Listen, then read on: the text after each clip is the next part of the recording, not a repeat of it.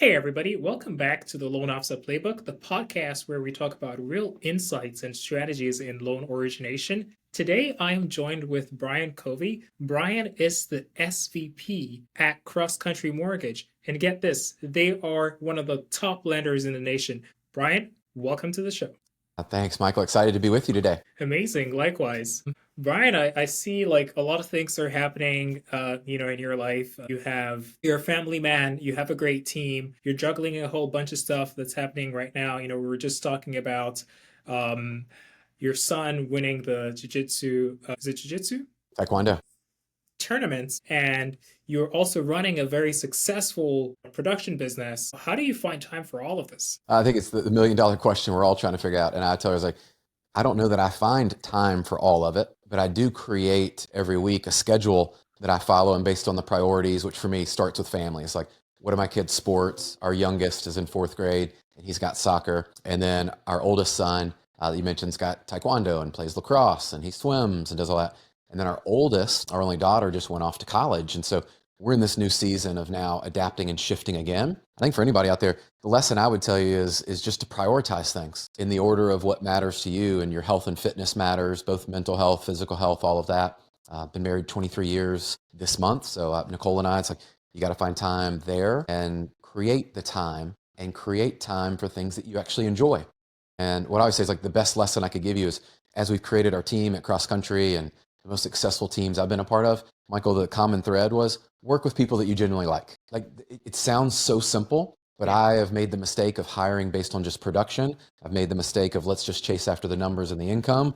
I've made the mistakes of just going after people and I didn't really know them, or I had this feeling they might not be in alignment or a cultural fit, but I just hired them anyway because I had a quota or I just needed to hire somebody, maybe feel good. And what I've learned through my leadership journey is, man, when you hire great people, and you surround yourself with people that you actually like, problem solving, working through adversity, working through growth as our team and our division is newer, but we're growing at a fast pace, is you want to work with people that you actually enjoy. It's a whole lot more fun and you can still get there. And so that's a sports lesson I learned that I carry over to business now. And so I'll just tell you, man, I start every week, just map out the days and just take it one day at a time. Yeah. It's underrated how a lot of people don't work with people like that. I'm having this issue at my company too, in a sense that you see a great engineer and then you're like, oh my God, this person would be great on the team, but they're just not a, communicator enough, a team player. Like, it's just not a cultural fit. Yeah. And I'm like, wow, but they're going to do so much though, but you still want to protect the culture. Whereas you also want to do get like the smartest people in, but still maintain the same culture. And I'm thinking it's even harder for you in the lending business, just because there are not many viable loan officers and producers that you can hire that can meet the standards of CrossCountry. So there's like a limited pool, actually like maybe a couple thousand, not even like tens of thousands, if you think about like people who are at that level of production to come in. Yeah. So, and most people at that of success, they sort of have a superiority complex. Some of them don't. So, how would you sort of like balance? Let's say you have a great candidate who's like, hey, I'm $100 million a year producer and want to come to your team, but it doesn't fit, like it's not a cultural fit. Well, one, I would say there are enough people out there. I think this is one of the mindset shifts that we probably all need to make is there is enough business out there. There's enough referral partners. There is enough homes being sold today that need a mortgage, and you have customers that need you. It's just a matter of, can you go get market share? And to prove the point is, we're the number one retail lender, top 3 when you consider all lenders out there. And in some of our markets, Michael, we're still 2% market share, for example. So I look at that and go, well, to get to 4 is not crazy. That means we would double our production. And so there's a couple strategies. One is organic growth. One of my mentors taught me that years ago. I love this part of the business. This is where most leaders do not focus, is your current team. They've told you with their business plan or with your conversations, they've said, I want to go from here to here, that A to B. And it could be they're at 40 million, they want to do 80 million. How do you help them grow? They could be at 20 million. They want to be at 40 million. How do you help your current team grow? And to me, that's through business development, that's through systems and processes, and that's through the team infrastructure. Because the platform's there. Look, we've got the products, we've got the programs, we've got all the stuff to deliver, but we actually have to have customers to service. And so I think of it that way. So organic growth is there. The second one you mentioned is recruiting. And I look at it as attractive leadership is in our industry today, I believe there's this big gap. It exists, and I'll just call it what it is. There are a lot of leaders that probably need to move on. There are a lot of leaders that they say they're burned out. There's a lot of leaders that aren't really modernizing themselves, meaning they're not connected up with building a brand. They don't understand what AI is doing today. They don't really know how to do what I would say is today's world of business development. It happens a lot through social. It happens a lot through networking, going to events. And so a lot of leaders need to move out of the way to allow for new leaders to emerge. That's one of my passions is how do you help leaders grow into that next stage of their career? Well, you can attract them, right? Because there's leaders today at a company that are not getting the leadership, mentoring, and guidance that they want. Well, you show up and you align with their values. You provide a different vision, a fresh perspective, maybe a little more energy even, and you can show them you've done this before. And so for somebody like me, I look and go, look, there's all these people that I've helped grow their career, make more money. Maybe it was even spending more time with their family, getting their health in order. It's not always making more money. That's not always the top. And I look at it that way as how do I attract those people who might just be at a different company, feeling stuck, feeling like they don't have the support they need? How do we engage them in conversations and then decide, hey, is this the right fit for both of us to move forward? I would say right now, look, we had a conversation yesterday and we had a team member that they decided to go a different way and did not join CrossCountry. They're going somewhere else. And I completely understand why. However, what I know is I'm going to stay in touch with them because I believe after their year that they've got their clawback and some things there, that they will probably go, yeah, this was good, but this wasn't the best. It wasn't great. Yeah. And then the same, I'm working with 3 different leaders now. One's moving towards an offer. We've got another team visiting our headquarters this week. It's always evolving, right? And so just because you don't have everyone say yes, as a recruiting leader, you've got to continue to make the conversations, make the connections. And so I think there is enough out there. And I'm excited just to build my team, right? And I just look at the market share numbers don't lie. And I've built these before. And now I'm even more clear of who do I want on this journey with me and that I can serve the best. And you get to be in the interesting position where you're building a division, you're building your team from scratch. So you get you know your pick at who are the people that you get to bring in, but you also have some processes in place. I'm guessing like how much of growth is more about the people that you bring in versus the processes that you set in place? Well, good question. Well, we reverse engineered this a little bit. So this is a great question of we brought on our processing team first, because I do believe today, like if you don't get this part right of taking care of the loan officers and the customers and the referrals that come in, the other parts, it's hard to scale. Like it's almost impossible. You can bring in all the volume, all the teams in the world, but if you don't have the right sales support and processing, underwriting, closing, all the departments we have, we set that up first, and then we started to bring on our teams. And so I do think that was the right way to do it.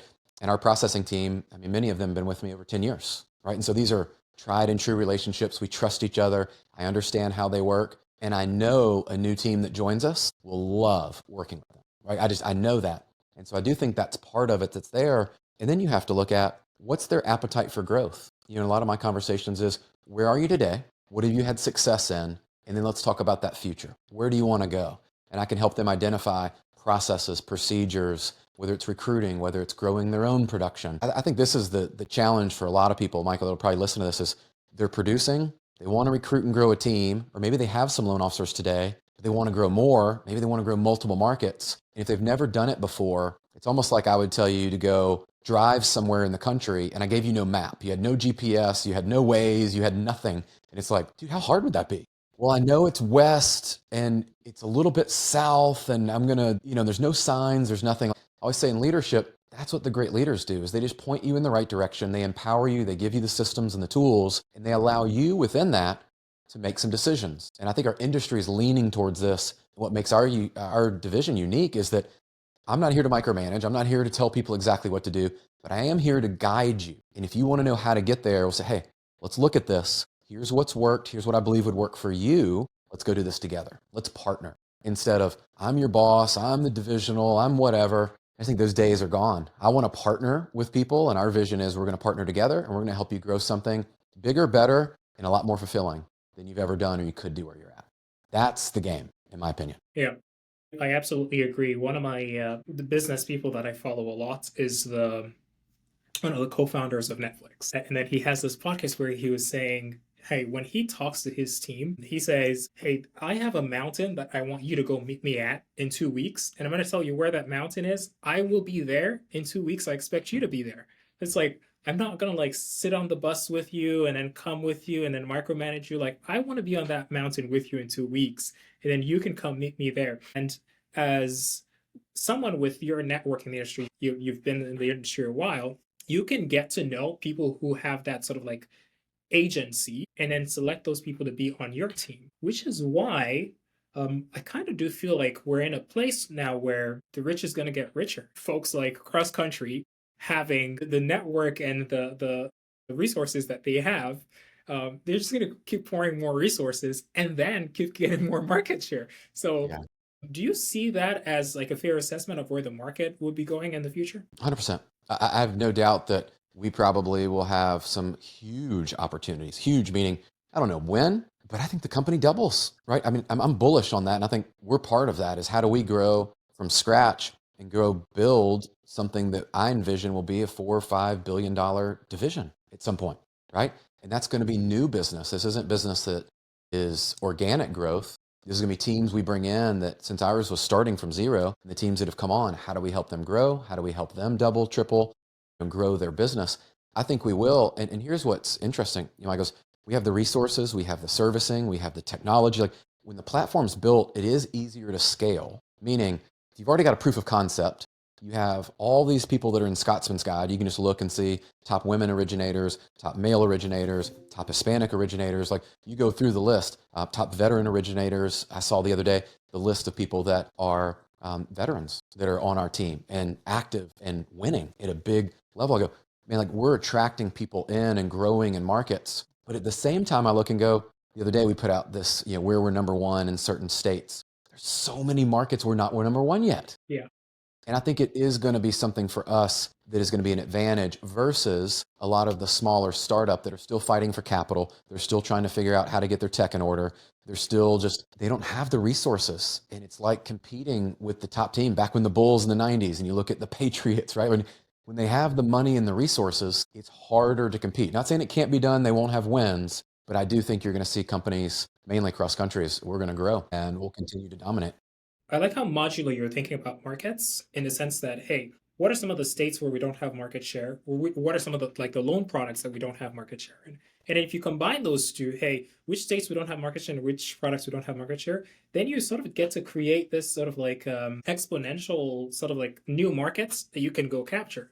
Because you can be number one overall in one state, but not in every product. You're like, oh my God, like I need to be number one in like this particular product.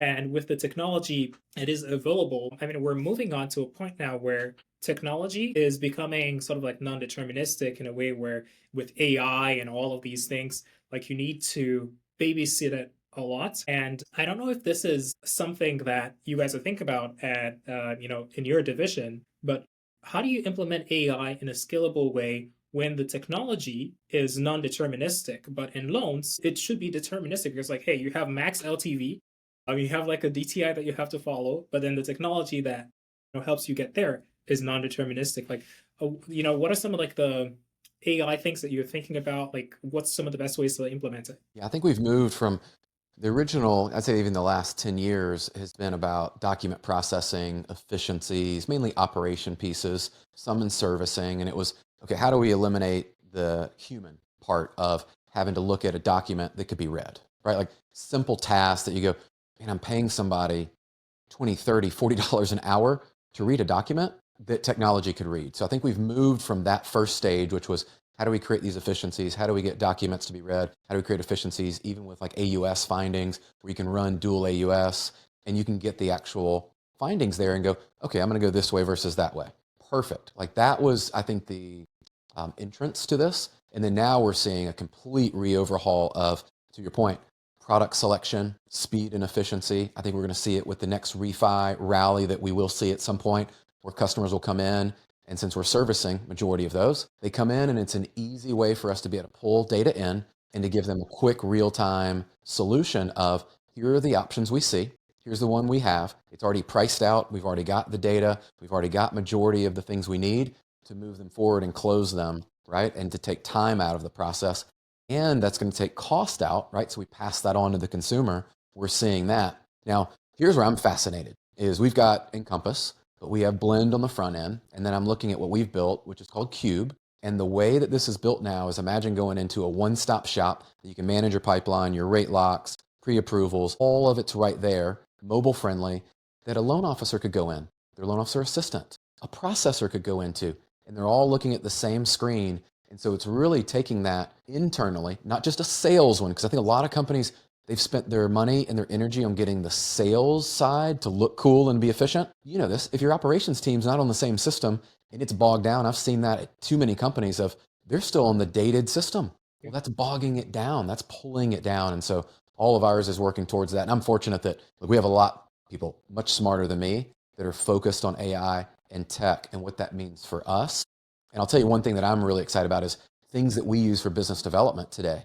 And so we've got prospecting tools that I can pull up local realtor data. I can pull up a loan officer's data, and I can see even loans they've closed for customers over the last several years, down to the customer's name, address, and all the information I would want to work with them. And so you have all of this now, but what we've done, I think, is packaged it so it's user friendly, right? And I think about the iPhone did that, right? Because there were a lot of different options of smartphones and things that people go, well, that came out, but you look at the user friendliness of apps on there and the platforms that have grown because it's easy, it's simple. And so I think you're going to see that's my vision for the future is this continues to get better and better. It's a one-stop shop. Customers can come in and we're going to have a way to serve them well and to know them and to be able to give them real guidance and solutions. None of this just online piece, which no knock on the online piece, but it's more transactional. We're going for the relational side, which layers in technology to make sure that we service them based on who they are and where they want to go. That's the beauty of large language models, because previously, like you mentioned, you have all these different tools. You have Lent, you have Cube, and whatever you're using internally, and those systems are like separate. But now you can build an AI that has context in all of these systems, and it sort of like bridges the gap between, hey, there's going to be someone on the team who is an expert at reading Blend data, like knows Blend, and there's going to be an expert at the team who's like expert in Cube. But now it just democratizes intellect in the company, whereas anyone can go to this AI tool and you're like, hey, what are some of the new applications coming in? What are some of the insights that we have? And then just use it. It's just like creates a level playing field for everyone inside of the company. And because you guys don't have a sales problem, well, you don't have a sales problem because like you will not be the number one retail lender if you had a sales problem. So now you're getting all these sales, and now you have to have an efficient processing team. I do think though that some of this technology will be commoditized in the future in a way where a lot of people would have access to it. Like POS systems, point of sale stuff was not, not a lot of people, like now everyone has a POS, and it's like easy application and taking in, like you're not filling 1003 out. Do you see that happening with AI where, say 10 years from now, everyone sort of has that AI thing that they're doing? And then now what becomes the differentiator in process? So that's a great question. I think what we're going to see, and this was former CEO that I worked with that was really intelligent in this space, and what we're starting to see now is you've got companies that have a head start. We're one of them. And it is going to be hard to catch up. So I think, yes, it will be commoditized to a certain degree, but you're going to see industry leaders like us that have already been there, and now we're on the 2.0, the 4.0, the 7.0 version. And so they're going to have improvements, but to catch up the amount of capital that it's going to cost, the amount of just time and reps for the AI learning and everything to then be adopted, right? And to be put into systems. And again, I go back to, I've seen this rolled out in a lot of companies in sales, but what about processing? What about underwriting? What about closing? What about post-closing? Like all these areas, I think there's some companies that are not thinking about this holistically. And so you're going to have those of us that were early adopters and got technology integrated, that we're just on a different version, and we are going to be ahead. And you're going to see it. It's going to be very much like, I've got a 16 iPhone and then somebody's still operating on an 8. Well, there's a different user experience to that. And I think you're going to see that as it goes on, but it will be hard to catch up on that gap, because this is the more you're out there, the more you're innovating, the more you're pushing the limits, the more you're testing things, you just have an advantage. And so I do think there's going to be, to your point earlier, you're going to see this in market share gains. You're going to see this in profitability. And for us, we're already ahead of that, but you never stop. The game never stops, right? It's no destination on this technology piece. It's going to be constantly evolving, and the companies that are committed to actually implement the right tech and have the resources to do it So that's going to be a big separator. Yeah. If you were just, getting started, let's say this is 25-year-old Brian getting started in the industry, and you had a unique opportunity to choose between going the wholesale route or the retail route in the world of AI. Where would you go? Well, I'm bullish on retail, and I'll just tell you why. I think your personal brand matters, but also what I have seen in the mortgage industry and also other industries is your company's brand matters. And so I do think there's this synergistic piece of if you build a great personal brand and your company, like just take CrossCountry, is known and for the servicing, and someone moves from California and they move to Tennessee, they've had an experience, they can look up CrossCountry and they go, oh, I know who that is, right? Like there's a familiarity. I think that really does help. And if you look at the real estate side, where a lot of our referrals still come from, a lot of customers still go to a real estate agent and then come to their lender. Well, think about what's happened with EXP and Real and Keller Williams and all of the larger brokerages that are out there. And there's a reason why top agents are aligning with top real estate brokerages as well, is there's strength in numbers. And I think about for us is being able to cover all 50 states. Another great benefit that isn't always the case. Yes, you can do it in wholesale and broker, and I'm aware of it. But it's really easy for me to pick up the phone. I have a deal in North Dakota and call the branch over there and go, hey, will you do this? And they're the same jersey, same team as me. Not a different company, not a different lender there or broker there. And so I think that's big. And the other part I would tell you is, look, I'm a team guy, right? And I just think about sports and the rising tide lifting all boats is the top producers that are here and they're in the same system, the same setup we are. We're in the same jersey, coaching, training, helping each other. There is some familiarity. And I think it's why you're seeing so many of our team members reach that Scotsman's Guide list. And you can see that that's there. And the last piece I'll just tell you is I'm bullish on servicing. I'm bullish on it. I think we're up to 160 billion or so now and growing. And there is something to be said for that part of it. And so I love it, not to knock the other channels that are out there, but I've just seen it work for me and I've seen it work for others. But I'll just say there's not a one size fits all. Like find what works for you. Find where you fit in and what you want your career to look like. And what I have found is more than enough opportunity in a cross country, in a retail model. And you've got great people around you that are guiding you, supporting you in the platform that you can't outgrow it. You can't outgrow the platform. It's big enough to support any dream you have. Yeah. It's like your first principles thinker in a sense that, hey, let's get our processing in order. Let's get our operations in order. And hey, let's service these loans.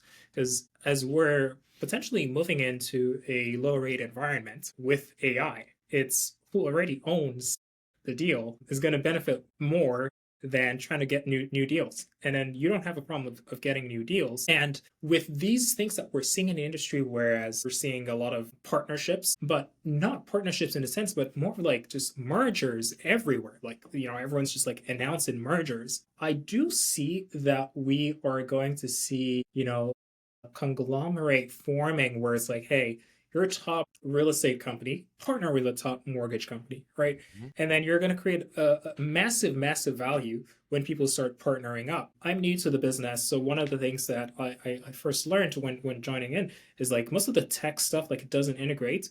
But on the, the leadership on the C-suite executive level, it looks like there is much more appetite to work together and integrate now. Has that always been the case since you've been in the business for a while, or is it more apparent now? And why is it now that all of these partnerships and mergers are happening?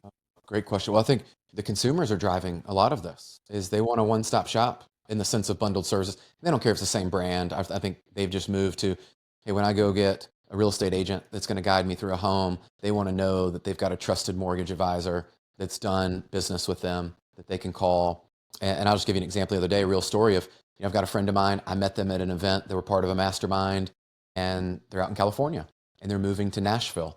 Well, we connected them up. They know a local real estate agent here. They know me. They said, hey, we'd love for all of us to be able to work together on this. And so those relationships mattered. And that's what the customer was looking for. So it was instant trust, instant credibility. And we got on the phone and I love those stories because that's the partnership. And yes, they asked me some questions about me, about our company, about what we did, a few things there. But what was great, again, back to why I love our model, is they already knew who CrossCountry was. Like, they've already seen us in California. So coming to Tennessee, they look up, they go, yeah, you guys are there too. So trusted brand mattered. And then the partnership, what was beautiful is real estate agents can refer across states. Well, we were able just to help them here locally, right? And they're coming from a completely other state, other side of the country. And I think real estate agents are looking for that now. There's more influx into teams. Had one of my good friends this week just joined a large team at EXP.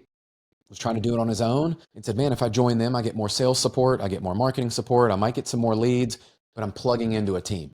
And they just felt like for them, they would be able to do more business and have more support. And the same is true on the real estate mortgage partnerships is, why are we operating in silos? Like, this is not how business is done. A consumer comes in, they just want to understand the entire process. And if they're not paying cash, right, which there still is a large percent of cash buyers, but if they're not, they know they need mortgage. They know they need advice. And so that's where we come in. I think these partnerships will grow because imagine being a real estate agent, a top one, and you sell 10, 20, 50 homes a month. Do you really want those going to 10 different lenders, 20 different lenders and managing? Hold on, Michael's got this one, Brian's got that one, Susie's got that one, Amy's got that one, John's got that one. Like, just think about today. That's complexity in their business that a top team can't have. They didn't get to be a top team by adding complexity.